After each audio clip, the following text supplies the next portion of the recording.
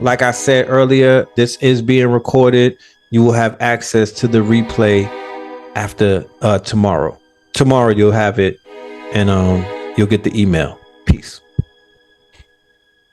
Well, all right. Thank y'all for having me. For those of you who may not know, my name is Q Reaves. Official name is Quentin, but Q Reaves is what I go by on my YouTube channel, my handle, my, alternate personality. And I often say alternate personality because I realize that within a day we have to be so many different people. We have to wear so many different hats, especially women. I mean, that's without a doubt. I mean, just from the simple nature of a nourisher down to some of the other roles that men may not even have the development of, especially on certain emotional levels. So I applaud all the women in the audience for handling your multiple hats, your multiple identities, your multiple personalities that you have to kind of hold on to. Be one person at work, one person with your child, one person with your mom, dad. It's a lot, but to maintain the sanity that y'all have is awe-inspiring. But nevertheless, I'm here to kind of get into what we would consider the aura, the electromagnetic field, the torus field. And in this case, I'm going to be speaking on the idea of attachments. Now, in every single school of thought, whether it's anatomy, psychology, even on religious, they speak of these attachments, from parasites to demons, to, in the Islamic culture, jinn. These attachments is something that is often spoke on, but never in the level of detail I feel that we should be dealing with it.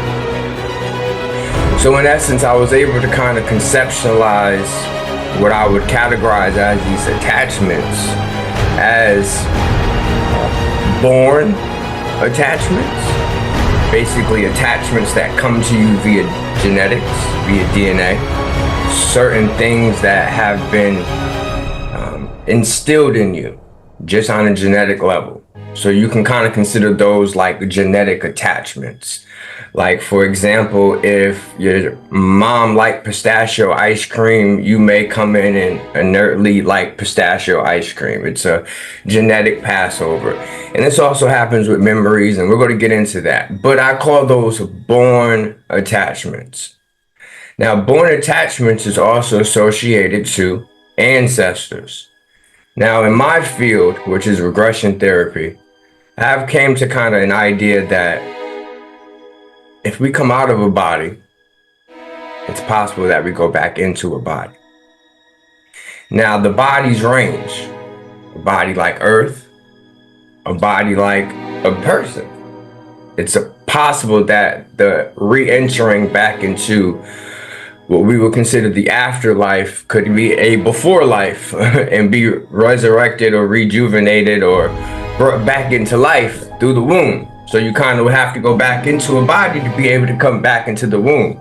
Those fortunate enough to go into, let's say, a body like that. But many bodies are different. Some have gotten so religious that when they go into their afterlife, the body they're into would be like Jesus. And instead of them entering a body that could be more associated to their organic timeline, they're now entering into something that has been indoctrinated or pressed upon a people for a small amount of time.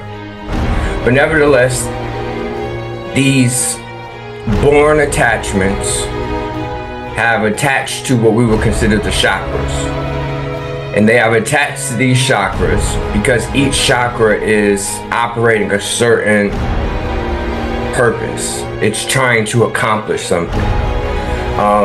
The third eye, constantly trying to understand what it sees on an internal level, not just what you see on an external level. Process your thoughts, process your imagination, process the things that you are fearful of that you look for, the things that you are excited for that you look for. throat chakra. It is trying to process communicating and what it's like to communicate and to be comfortable with communicating and not feel restricted or held back when communicating. And then each chakra, like I said, has its own agenda per se.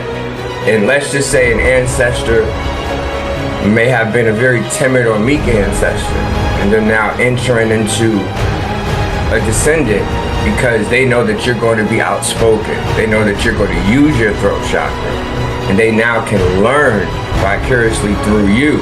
Every time you use your throat chakra, every time you speak up, this ancestor that has not been able to move beyond this plane because they're blaming themselves for not speaking up is now learning how to speak up, how to actually develop a voice.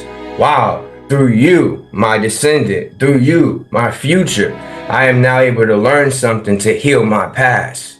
And once I'm able to heal my past, I then can start going back into the reincarnation system, I guess. You can basically let go and enter something new.